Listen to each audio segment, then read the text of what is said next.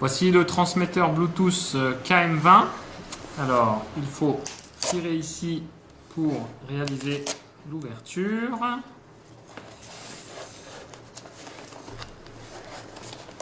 Alors, le système ne fonctionne pas toujours. Voilà.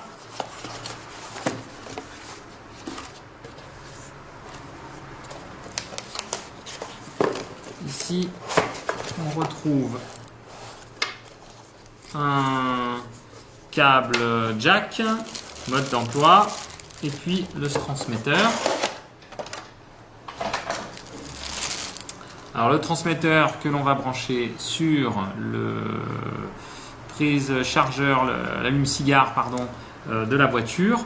Et puis ici on a un chargeur, possibilité de charger un appareil jusqu'à 2,1 ampères, donc smartphone ou tablette. Et là on va retrouver le petit système pour gérer le téléphone, la musique, les différents modes, sachant qu'on a un port ici pour micro SD qui va nous permettre de mettre de la musique. Là ici on retrouve aussi une prise USB et enfin possibilité de relier, si votre téléphone n'est pas Bluetooth, de relier votre téléphone par le jack qui est ici. Voilà, avec les téléphones modernes en général, vous allez le relier en Bluetooth. Ensuite, vous réglez la fréquence, vous réglez une fréquence sur votre appareil radio de la voiture et vous voilà prêt à écouter et de la musique et pouvoir parler à l'aide du micro qui est intégré, qui se trouve juste ici. Voilà, le mode d'emploi est en anglais, mais je vais vous expliquer comment ça fonctionne dans la voiture. Alors au niveau de l'utilisation, on va venir le brancher sur la prise allume-cigare, comme ceci. Voilà, il nous indique tout de suite la tension de la batterie. Ensuite, sur le téléphone, il va falloir venir chercher ici le Bluetooth qui va bien. Donc vous le laissez un petit peu chercher. Voilà, KM20. On va effectuer l'appairage. Donc ici à droite, on voit qu'il nous dit non connecté. Ça y est, maintenant, iPhone 5SY, le voici donc connecté.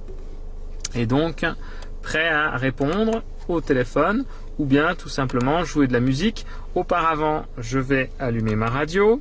Alors ici après, je vais choisir sur ma radio une fréquence disponible. Donc vous écoutez un petit peu ce qui se passe sur la fréquence. Si vous voyez qu'il y a donc quelque chose, ça c'est pas une fréquence valide. Une fois que vous avez trouvé une fréquence où il y a quasiment rien ou bien du bruit, eh bien vous pouvez la sélectionner. Là moi j'ai pris 108 et après ici vous allez venir sélectionner sur l'appareil la fréquence qui va bien, 108. Voilà. Une fois que j'y suis, je peux par exemple lancer la musique.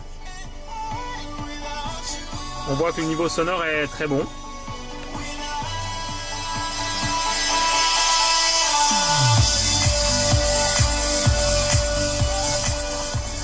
Donc là ici j'augmente et je diminue le volume de l'appareil. Voilà.